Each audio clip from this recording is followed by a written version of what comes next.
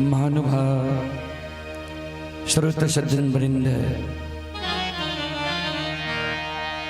भक्ति स्थल पर पधारे हुए भक्तजन, संतजन, गुरुजन, तमाम ग्रामवासी, भारत भूमि की गौरव गरिमा बढ़ाने वाली देवी तुल्य माता एवं बहनों की चरण रूपी गंगा में दासों के दास, सेवकों का सेवक रुदल बंजियार का कोटि कोटि नमन है। बहुत अपार हर्ष की बात है बाबूजी।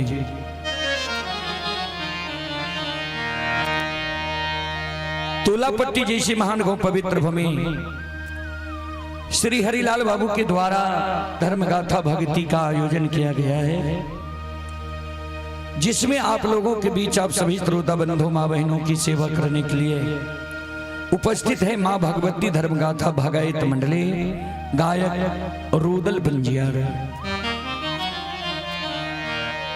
जो ग्राम पंचायत बेलवारा प्रखंड सिमरी बख्तियारपुर जिला सहरसा से चलकर आपके पावन पवित्र नगरी में आप सभी श्रोता बंधु माँ बहनों की सेवा करने के लिए उपस्थित है। सज्जन वृंद, मैं कोई महान गायक नहीं हूं, कलाकार नहीं हूं कि मैं अपना कला से आप सबों को आकर्षित कर सकूं। फिर भी मां भगवती बाबा धर्मराज के तुच्छ सेवक के रूप में गाकर नहीं तो गुनगुना कर जरूर सुनाऊंगा। उसमें जो भी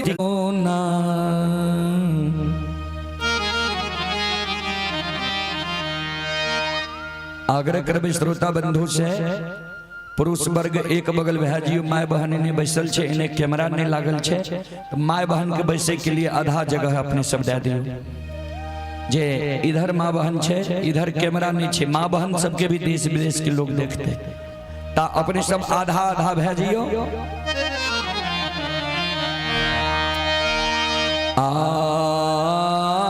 ये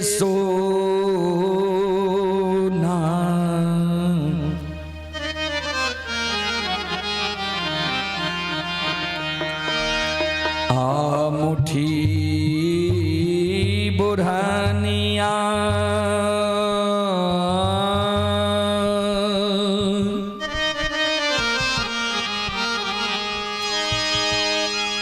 हे माँ,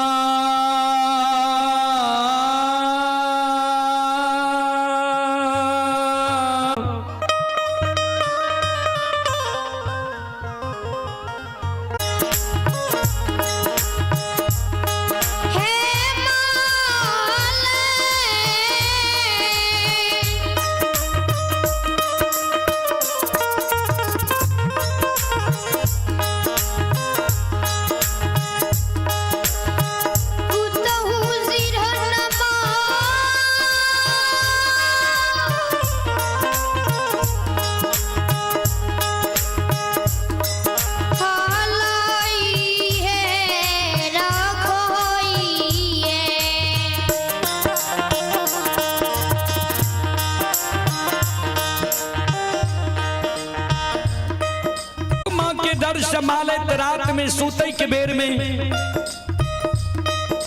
सोना मुठी बोरहन सिरहान के बगल में जोगा कर रख लेल जे सवेरे सवेरे जब नींद टूटत सोना मुठी बोरहन सिरहान भोर भी न सरबा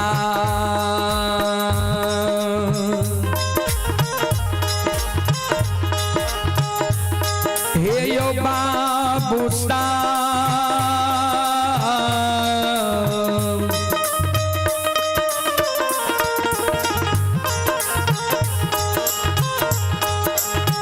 बाबू साहब बन में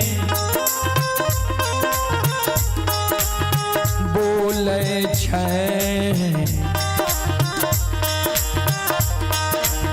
कोयलिया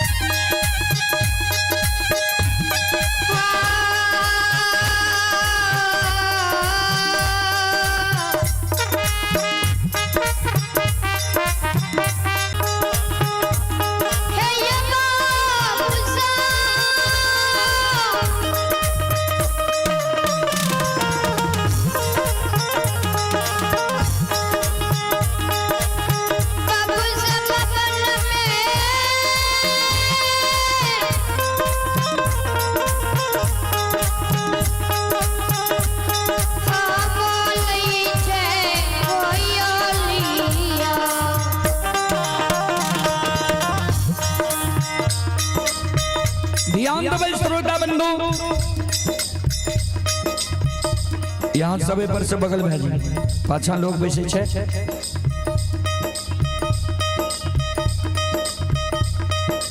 सज्जन वृंद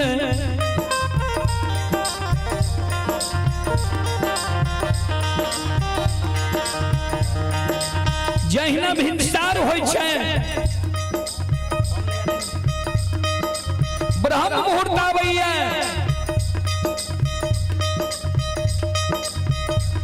तीन बजे रात्रि से बाद के समय के और सूर्योदय से पहले के समय के बाबूजी ब्रह्म मुहूर्त कहल जाय छे। जहिना भिनसार होय छे ब्रह्म मुहूर्त आबै छे,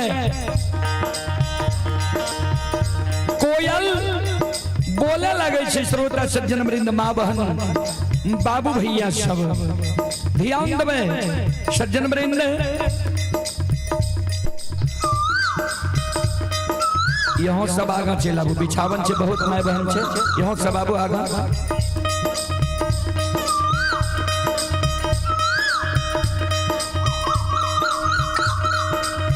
कोयल की आवाज जब मालिक के श्रवण कान में जाए, मालिक के नींद टूट जाए छे।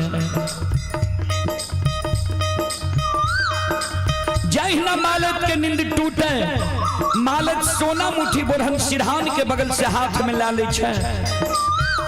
लिहुई लिहुई के मालिक घर आंगन बहारे। संत शिरोमणि श्रोता बंधु, माँ बहन बाबू भैया सब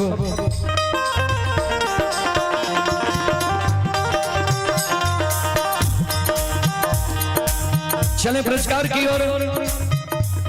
आप ही संत शिरोमणि श्रोता बंधु सुमन कुमार, ये छठुपट्टी के निवासी हैं। सुमन कुमार की ओर से श्रद्धा की साथ बड़ी उदार दिल से शानदार 21 रुपए की पुरस्कार आए हैं। और आप हैं राजेश यादव तुलापट्टी और अरविंद यादव मुरली, दोनों दोस्त मिलकर शानदार 101 रुपए की पुरस्कार भेजे हैं। श्रद्धालु को बहुत बहुत धन्यवाद, लाख लाख शुक्रिया, बहुत बहुत साधुवाद।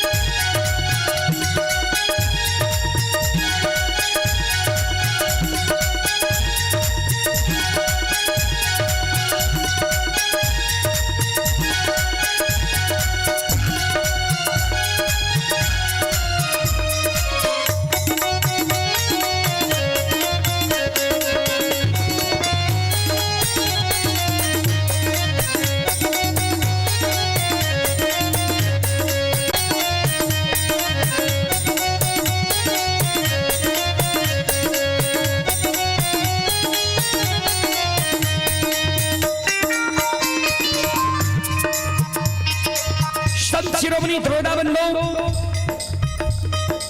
चले पुरस्कार की ओर।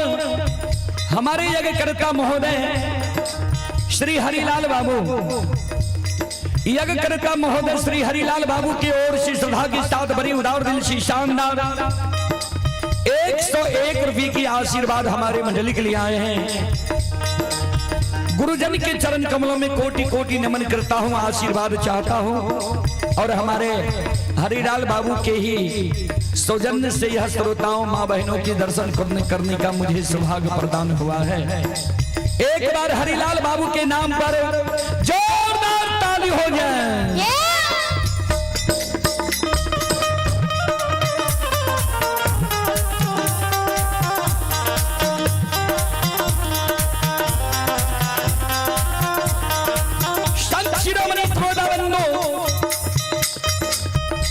मालिक जली हुई के घर आंगन बुहारे रहे।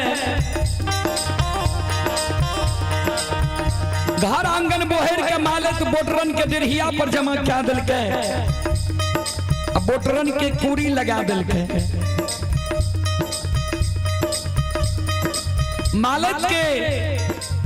मालिक जे घर आंगन बोहर के दिरहिया पर जमा कल के बोटरन के कूरी लगल के ता तक में मालिक के सासू जी बूढ़ी माँ के नींद टूट जाए छे। मालिक के सासू जी मालिक के व्यवहार देखे छे आंगन जा जाए छे तो देखे छे मालिक घर आंगन बोहर के दिरहिया पर जमा क्या दिल कहिए बोटरन की कुरी लगा दिल कहिए। मालिक के सासू जी सवेरे सवेरे मालिक के लक्ष्य निदान के उल्हन उपराग दे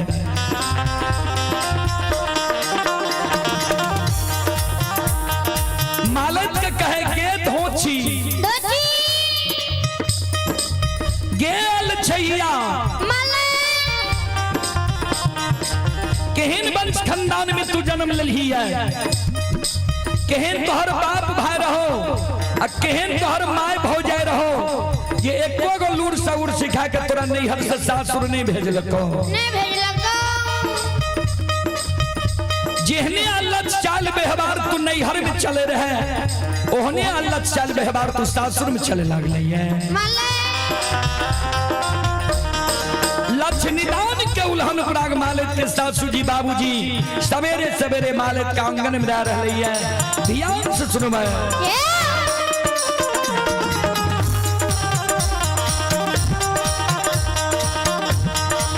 आगे नहीं रहा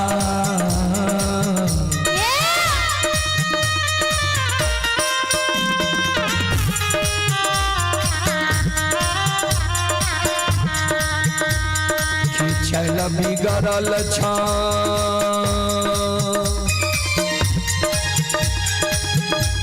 हे माले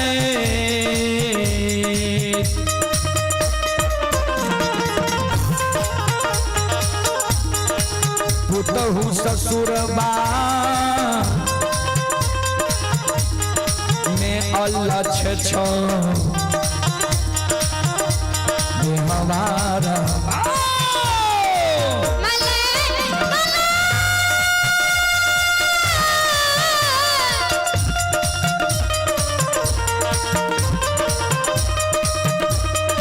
कुर्सी पर रख दिया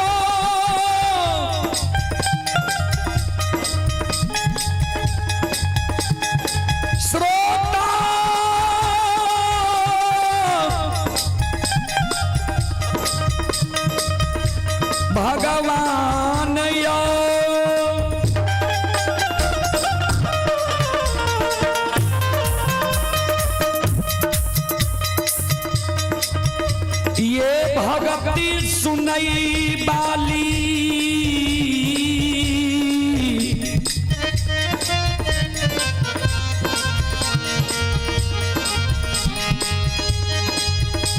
तुलापट्टी ग्राम के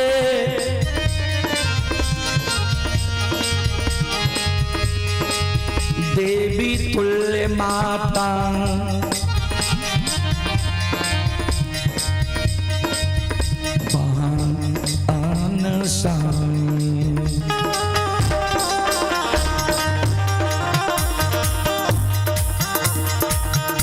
शिरोमणि थोड़ाबंदो मालक के सासू जी जे मालक के लक्ष्य निदान के उल्हन खुराक दे रहे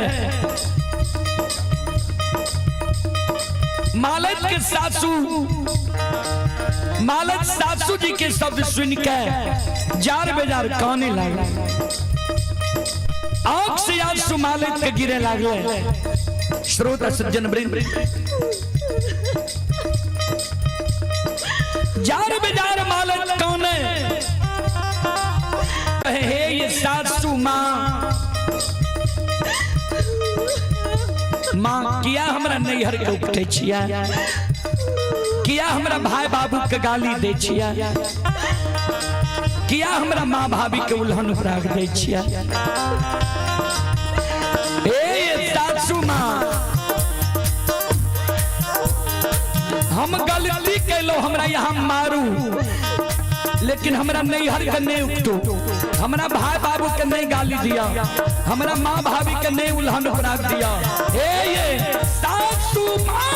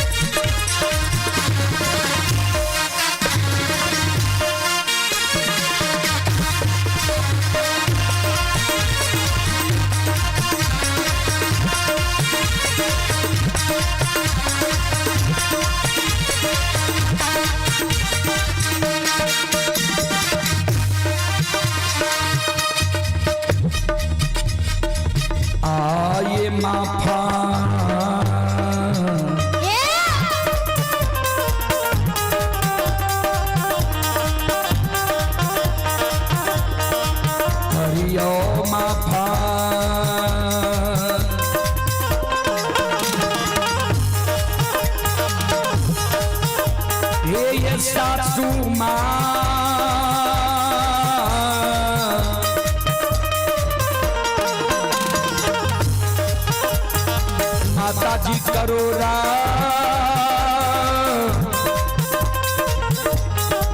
गलतिया अपराधा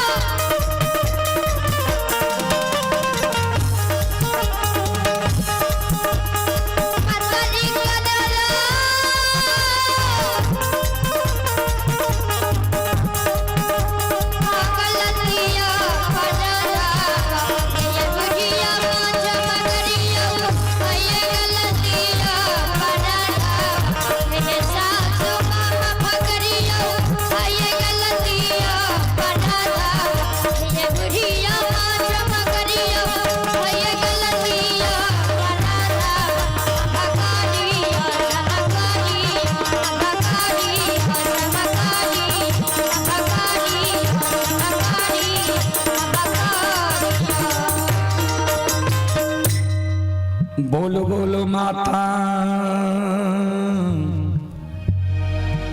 भगवती महारानी की जय। संत शिरोमणि श्रोता बंधु, चलो अपने सबके बीच बेनी बाबा के प्रसंग हम रखे। जय समय में ठाकुर जी धर्मराज बाबा बेनी बाबा का धर्म के भक्त पजियार बनावे रहे, प्रचारक प्रसारक बनावे रहे।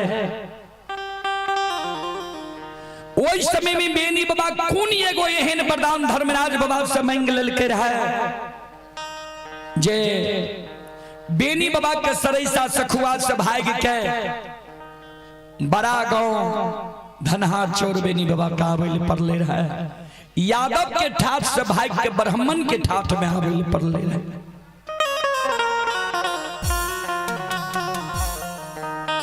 चलो शांति के राम के बैसो। बेनी बाबा की भक्ति सुन के पुण्य के भागी बने। चले पुरस्कार की ओर। आप हैं राम बहादुर यादव के सुपुत्र चंदन कुमार एवं मास्टर साहब ये मनदेव यादव जी की पुत्र हैं रौनक कुमार तोलापट्टी की ओर से शानदार 251 रुपए की पुरस्कार आए हैं। और आप हैं श्री तेज नारायण प्रसाद यादव पूर्व मुखिया जी तोलापट्टी। श्री तेज नारायण बाबू पूर्व मुखिया जी की ओर से श्रद्धा के साथ बड़ी उदार दिल से 101 रुपए की आशीर्वाद हमारी मंडली के लिए आए हैं। गुरुजन के चरण कमलों में कोटि कोटि नमन करता हूँ, आशीर्वाद चाहता हूँ। भगवान से कामना करता हूँ भगवान गुरुजन के परिवार में सम्मति दे। जय हो दानी श्रद्धालु की जय हो, उनके समस्त परिवार की जय हो। बाबूजी जय समय में बेनी बाबा का धर्मराज बाबा गंगा राज घाट में हाथ पैर में सबके बांधने रहे थे घुंचे बाप पानी में। वही समय में बेनी बाबा के घर के देवी रहती मां बंदी बिचारी भगवती के सेवक रहे बेनी बाबा। तब बेनी बाबा मां जगत जननी जगदम्बे भवानी आदि शक्ति भगवती के सुमरन करे गंगा में सबके बांध में बांधल गे जगत जननी मां गे जगदम्बे भवानी मैया पुरखापति धमर तोरा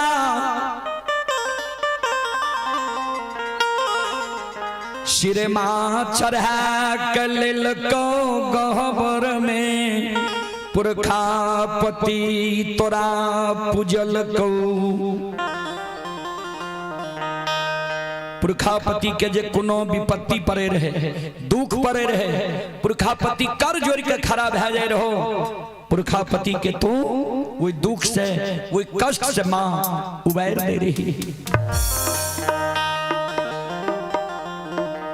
आए हमरा गंगा राज घाट में मां दुख पड़ गई, भारी विपत्ति पड़ गई। मां गे जगत जननी मैया गे जगदम्बे भवानी मां अभी पाती की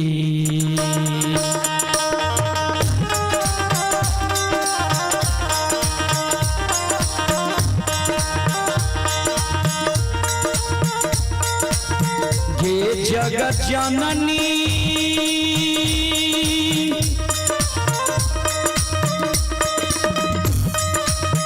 गे भगवती गे विपत्ति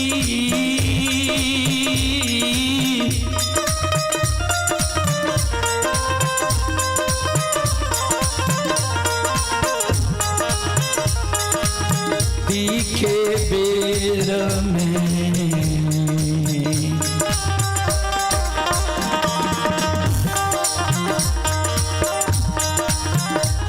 आये दर्शन दियो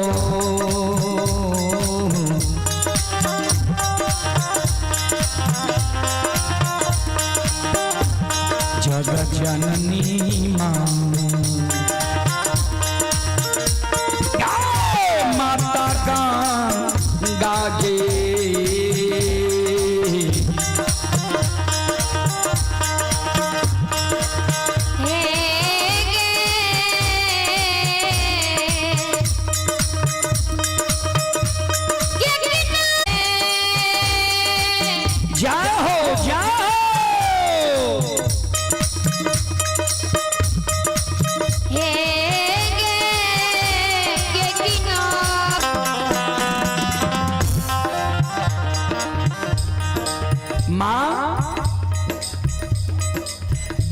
बेर में दुखिया सेवक के दर्शन दही, कष्ट दुख के मां तू है नहीं।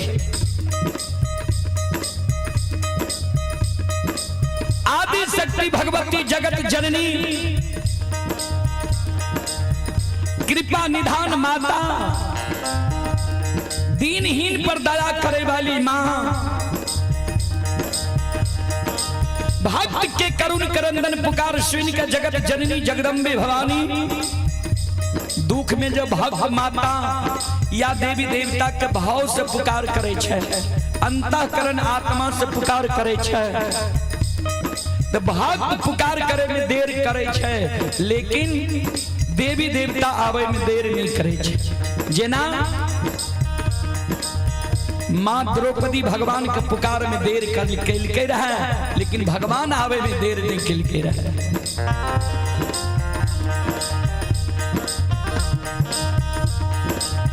आदि शक्ति जगत जननी जगदम्बे भवानी मां,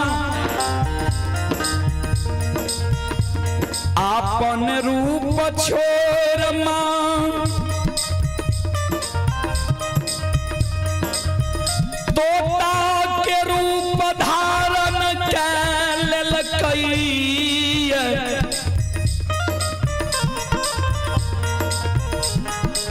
तोता सुगा के रूप धारण कईने मां। भक्त बेनी बाबा के नजदीक गंगा में आवे छे। संत शिरोमणि श्रोता बंधु, हे मां बहन बाबू भैया सब आओ ये उड़ले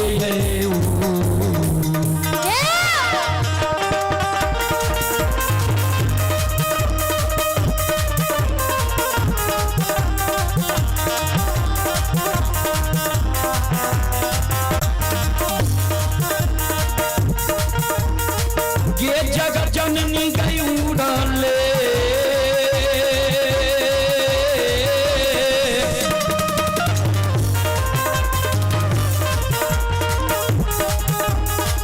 ले गए पूरा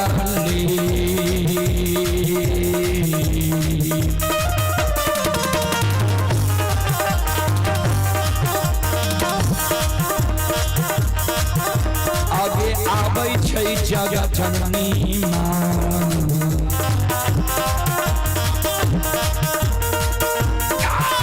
मैयो गंगा गे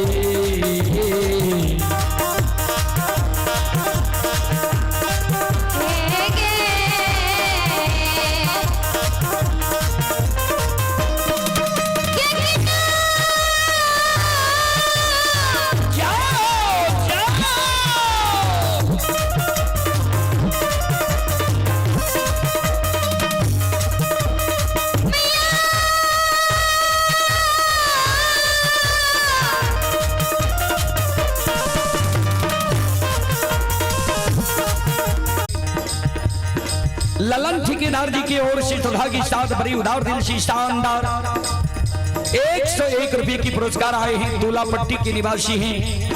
भगवान श्रद्धालु के मनोकामना को पूर्ण करे। जय हो दानी श्रद्धालु की जय हो, उनकी समस्त परिवार की जय हो। माँ बहन सब पाछा खड़ा है, आगे बैसावे के प्रयास करियो, जगह बहुत छे। कार्यकर्ता महोदय से आग्रह करबे अपने आगे बैसावे के प्रयास करियो।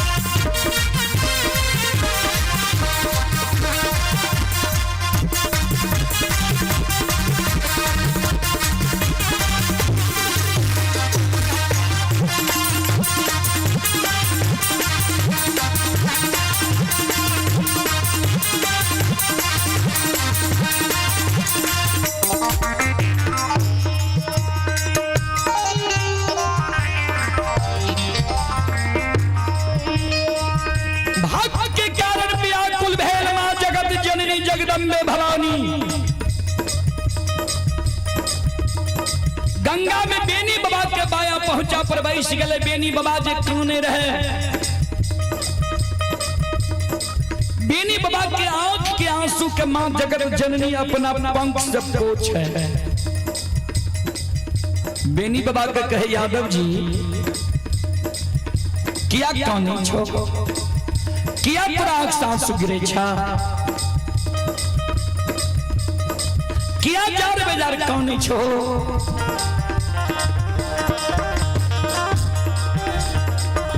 बेनी बाबा कौन है मां,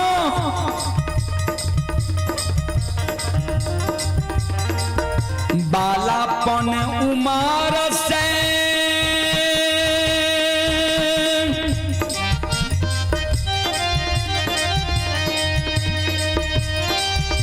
चौसठ बन जंगल में हम गाय चरने आइया।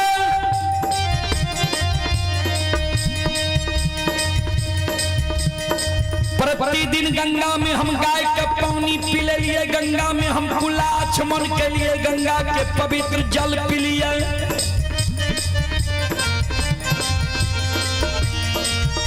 मां कहिए में हमारा साथ यही घटना घट ले रहे। आए हम गंगा में प्रवेश के लिए, गंगा के पवित्र जल पिए ले चाह लिए। हाथ और पैर में मां हमरा सब के बांध लग गई।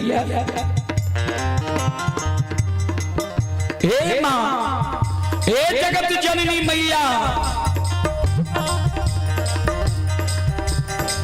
हे गई रस्सी के बांध रहती है।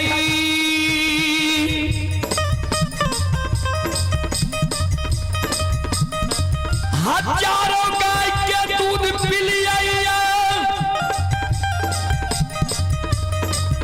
बलवान छिए और तोहर कृपा छे मां। रस्सी के बांध के हम तोड़ के गंगा से निकल जाती है।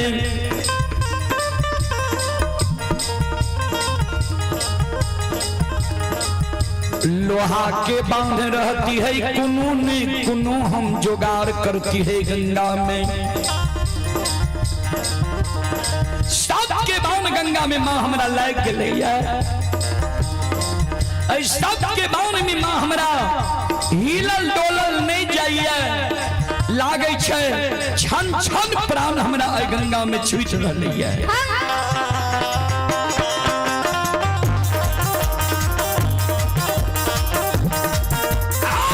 छन छन परान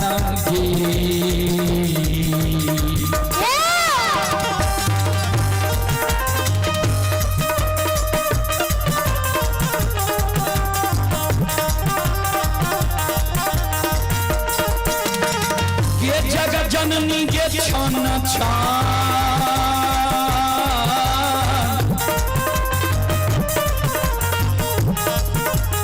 छन के परान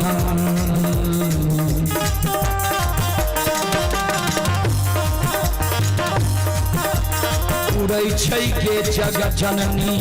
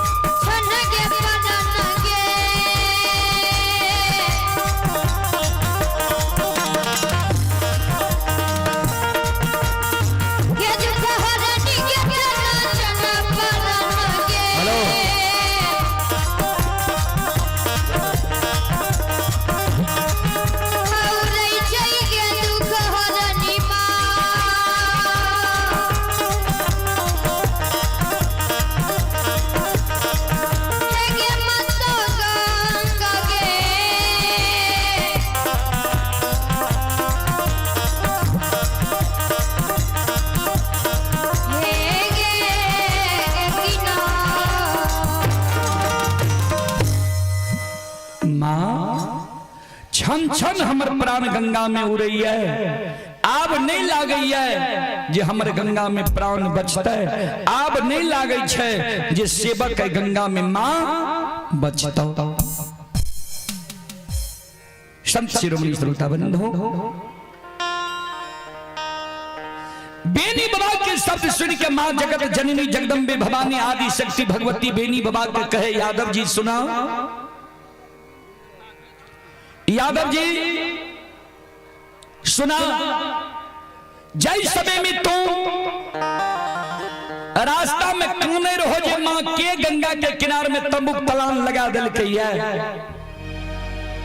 उस समय में दर्शन दलिया, तोरा कह दलिया रे न जाए गंगा में प्रवेश नहीं करी हो। धर्मराज घात लगा के बैसल छा, तू बात नहीं मान लो, गंगा में प्रवेश क्या गल हो। यादव जी धर्म के सत्य के बांध तोरा लग गल, सत्य के बांध धर्म के विरुद्ध नहीं खुले छे। धर्मराज तोरा गंगा में सत्य नाम बोलावे के कारण धर्म के सत्य के बांध बांध लकइए, तो गंगा में तू तोरा आए सत्य नाम बोलाल तो तब सत्य के बांध खुलता। तो सत्य नाम ठाकुर जी धर्मराज तोरा बोलाल तो एगो बात के तू अमल कर, जो हमर दर्शन तोरा मिल रही है, दर्शन दिलिए ता तोरा कुछ हम दे के जाय छियै। कल के मां कहियो, कल के सुना, जय जय मानव के धर्मराज ठाकुर जी धर्म के भक्त पजियार बनेल खैया, सबके बुर्बक जिन के ठेक लेल के बेवकूफ बना दे, सबके धन के लोभ दे दिल के, अब बेटा बेटी पुत्र पुत्री संतान ककरे नहीं दिल के, सबके निर्वंश बना दिल के। आज तू धर्म के भक्त पजियार बनेले जाय छो, तोरा गंगा में बांध लकइए, सत्य के बांध तोरा आज सत्य नाम गंगा में बोले ले पड़ता। ता हमर बात तू मानो, सत्यनाम बोले से पहले तू जे जे मांग हो तोरा देता, तो सबसे पहले तू सेज बख्शाली हो जे तोहर वंश खानदान चले। मां जगत जननी के बेनी बाबा कल के माथा ठीक छे, यहाँ जे कहबे यही की कहल बात हम करबे, हम तो धर्म के भक्त भजियार नहीं बनबे, मां कहना केकरा से हम छूट जाए, लेकिन यहाँ मां हमरा पर कृपा करने रहबे, दया बरसैने रहबे। मां जगत जननी जगदम्बे भवानी आदि शक्ति भगवती के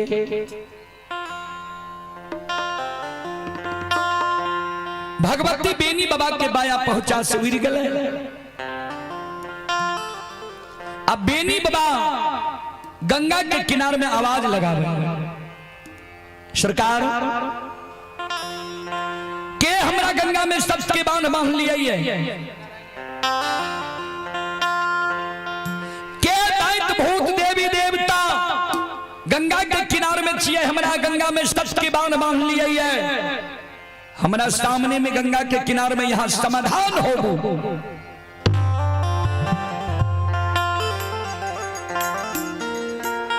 बेनी बाबा के शब्द सुन धर्मराज बाबा, महारुद्र बजरंग बली गंगा के किनारे में समाधान भए गेलै। यादव जी हम ही तोरा गंगा में सत्य के बांध बांध लिया। कल के सरकार कौन कारण कौन गलती हमरा से भए गेलै? धर्मराज बाबा कल के तोरा से कोई गलती नहीं भेल, हे हो धर्म के भक्त पजियार बने के कारण, धर्म के प्रचारक प्रसारक बने के कारण तोरा गंगा में सत्य के बांध हम बांध लिया।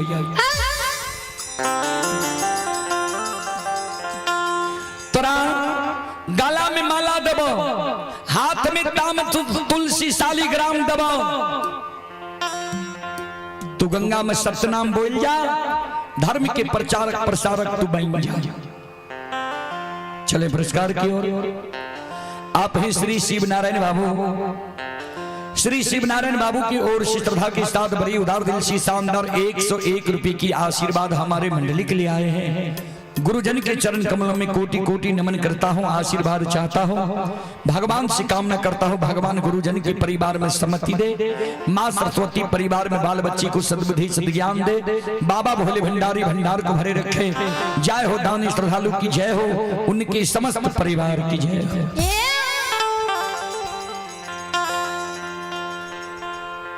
धर्मराज बाबा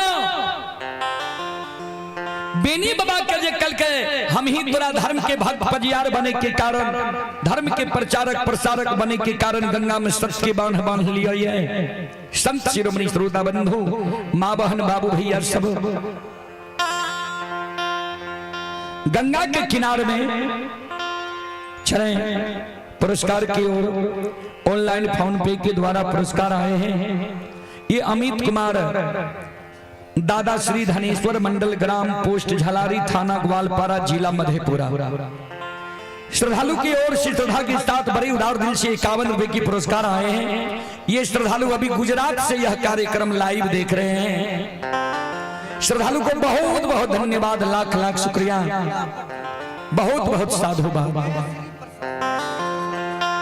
और आप हैं श्री महेश्वरी प्रसाद यादव, तुलापट्टी के निवासी हैं। श्री महेश्वरी बाबू की ओर से श्रद्धा के साथ बड़ी उदार दिल से शानदार 21 रुपए की पुरस्कार आए हैं। श्रद्धालु को बहुत बहुत धन्यवाद, लाख लाख शुक्रिया, बहुत बहुत साधु बाबा। आप हैं शिव कुमार यादव।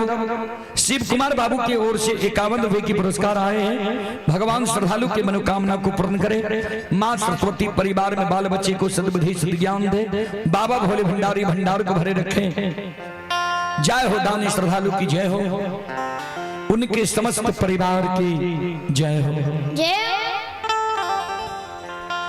सज्जन वृंद, श्रोता बंधु, धर्मराज बाबा जे बेनी बाबा का कल के धर्म के भक्त पजियार बने के कारण तोरा गंगा में सत्य के बांध बांध लिया है। बेनी बाबा कल के सरकार यहाँ के पहचान करे में भूल भै गेल है।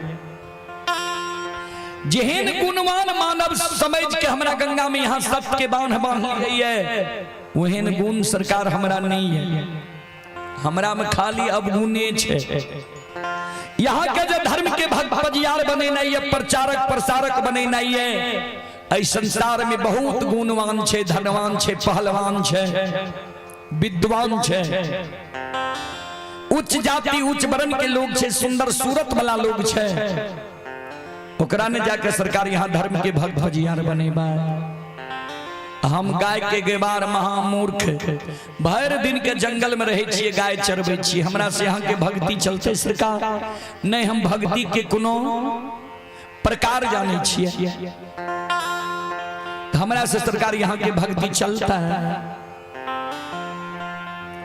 धर्मराज बाबा कल के यादव जी सुना, हमारा धर्म के भक्त पजियार बने के लेल नहीं गुणवान चाहिए, नहीं धलवान चाहिए, नहीं पहलवान चाहिए, नहीं विद्वान चाहिए, नहीं उच्च जाति उच्च वर्ण के लोग चाहिए, नहीं सुंदर सूरत वाला लोग चाहिए। बेनी बाबा कल के सरकार तब हमरा एहन महामूर्ख यहाँ के चाहिए। धर्मराज बाबा कल के नहीं सुनला केहन मानव हमरा भक्त के लेल चाहिए। गोस्वामी तुलसीदास जी महाराज रामचरितमानस में स्पष्ट केलखिन। बाबूजी ध्यान से सुनबे। निरमल मन जन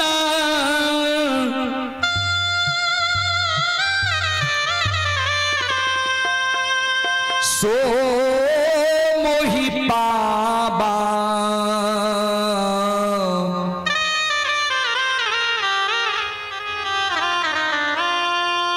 मोहि कपट छल छिद्र न भावा।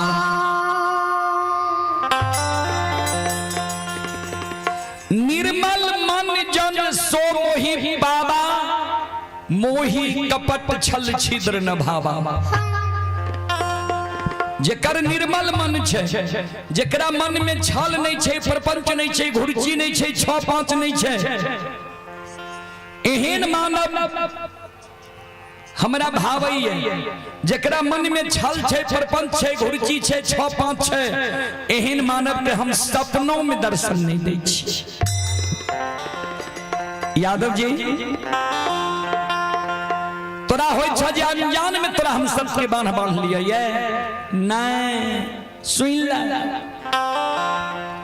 कल शाम में जे तोरा बथान पर घूर धुआं भेल रहा आ तू जंगल से देख के डरा गल हो जे कोई हमरा झोपड़ी में आग लगा दिल के।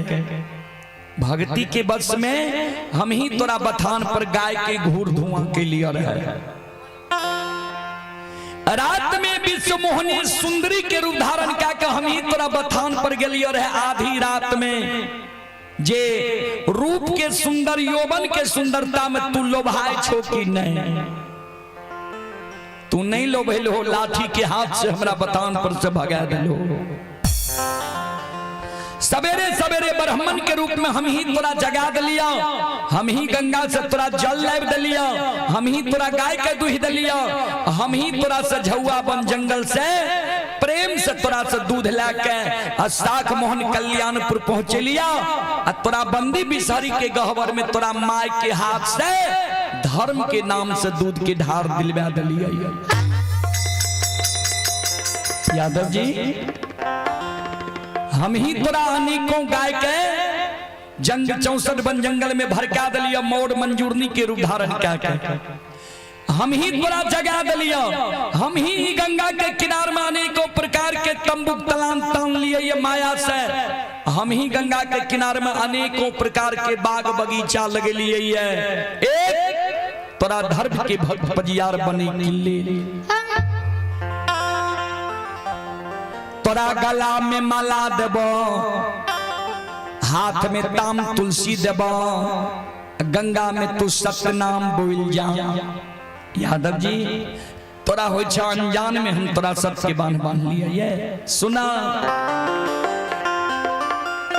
हे हो जहिना सोनार सोना के कसौटी चढ़ा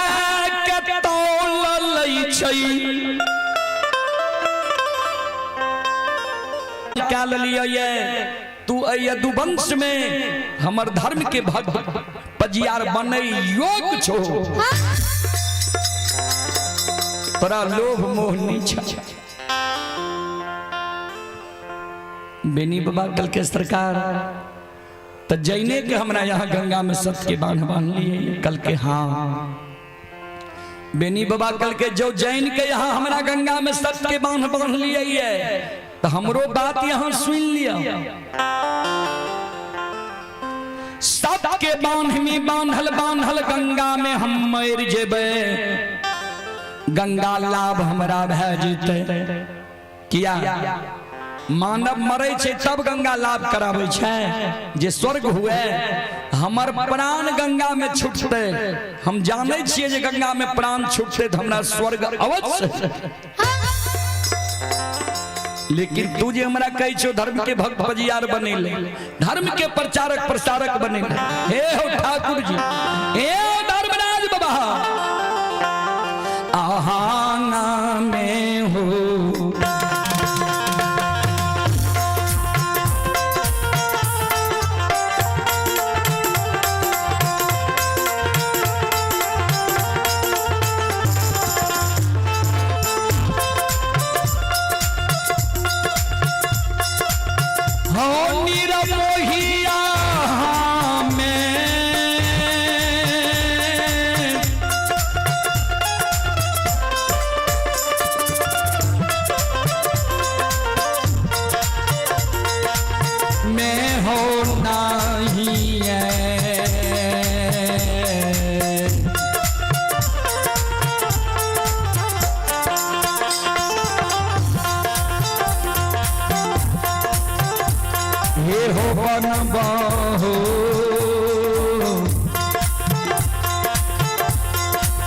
ठाकुर जी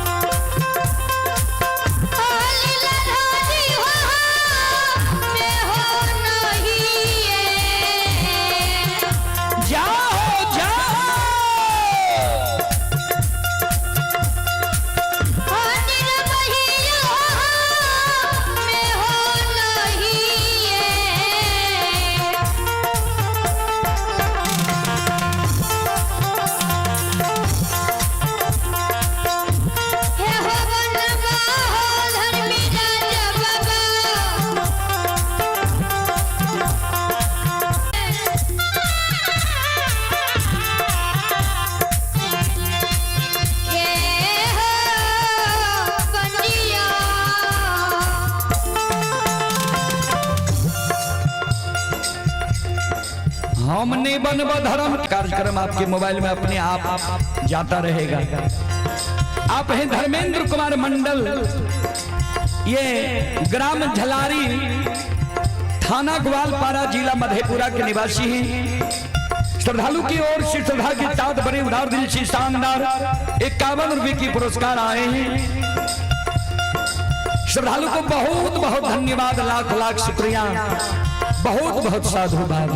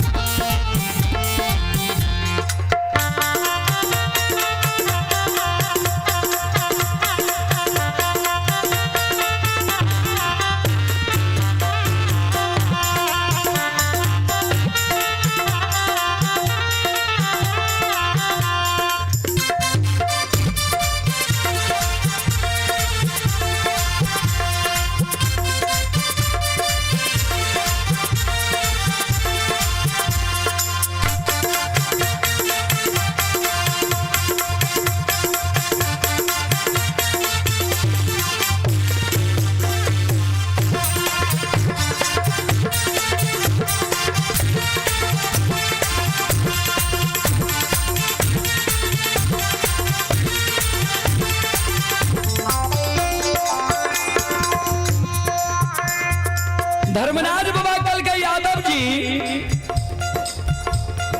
सुना,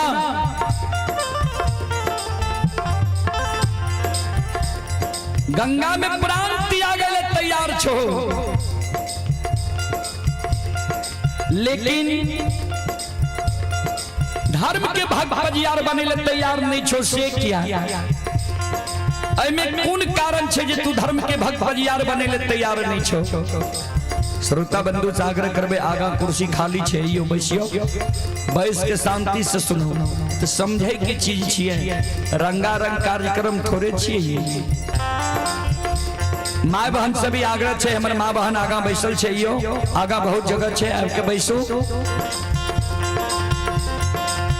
धर्मराज बाबा बेनी बाबा के कल के जे तू प्राण त्याग ले तैयार छो, भक्त बजियार बने ले तैयार नहीं छो। से किया में कौन कमी छे हमरा में। बेनी बाबा कल के सरकार यहाँ में कनिए कमी है। कल के की कल के सुनो, जय जय मानव के धर्म के भक्त पंजियार यहाँ बन लिए,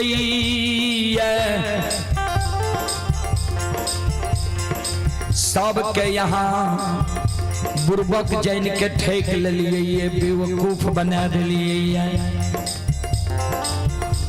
धर्मराज बाबा चौंक गए, केकरा हम बुर्बक जैन के ठक लिए, केकरा बेवकूफ बने लिए।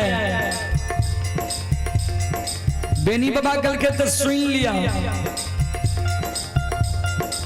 ज्योति बाबा का यहाँ बरेला चौर में बालापन में गला में माला दलिए।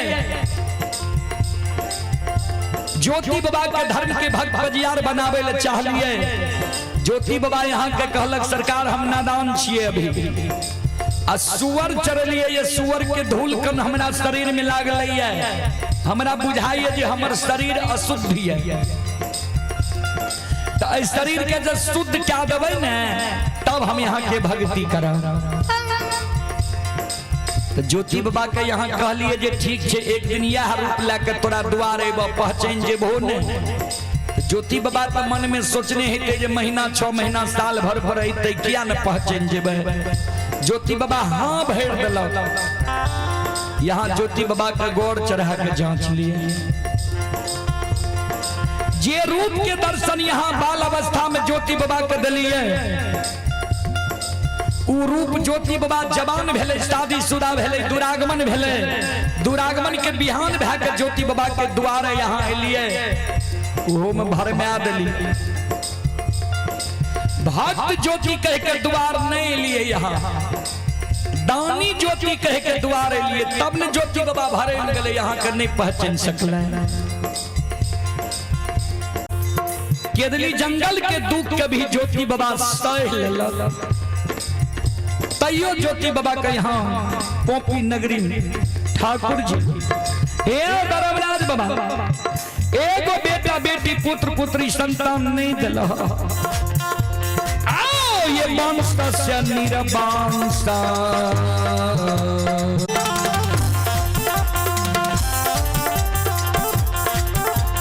बनल हो धर्मराज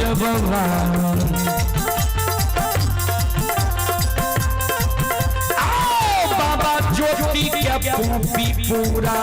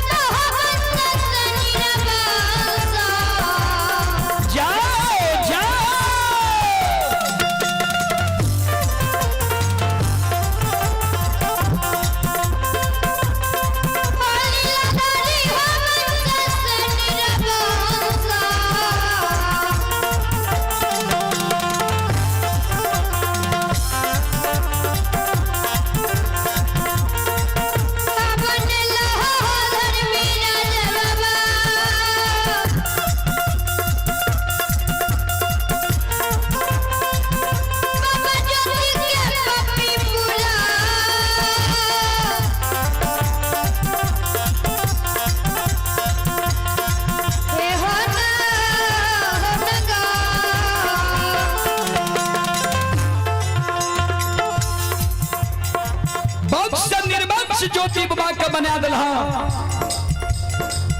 एगो बेटा बेटी पुत्र पुत्री संतान ज्योति बाबा को तू नहीं दिला दोसर में उज्जैनी नगर में उदय बाबा के धर्म के भक्त बजियार तू बने